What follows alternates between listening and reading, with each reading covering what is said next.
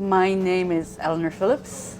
I was born in London, southeast London, but I grew up in County Kerry. This is the wild imagination that ran loose during COVID, or it began a little bit just before COVID when I was researching the origins of Irish mythology and trying to understand why we have no big films or why they aren't prevalent in comics, and the discovering that they were so complex and they were all little parts, only parts were revealed through medieval documents.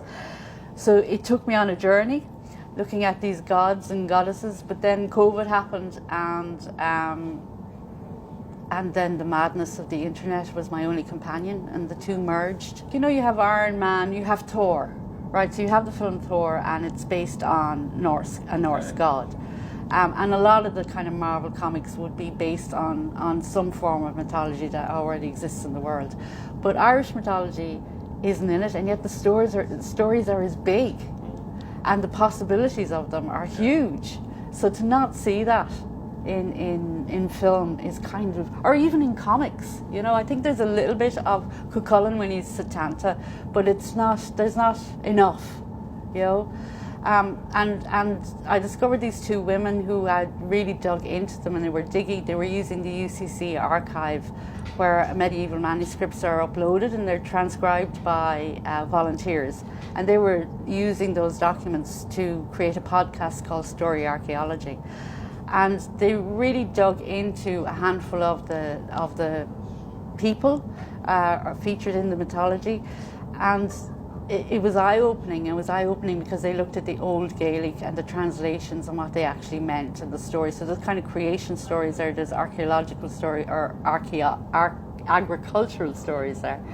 But it's so rich that I'm just kind of waiting now for someone to make a really decent film. Fantastic. And what I love about them as well, I love in particular the women. So the women feature much more strongly in this, because the women are such strong characters. They're rounded characters. They're not really good, they're not really bad. They're everything, just like women are. And it's great to see women featured so strongly in a mythology. It gives, you know, so because we are always looking for ourselves, you know, like anybody. That's true. And then with the masks and the kind of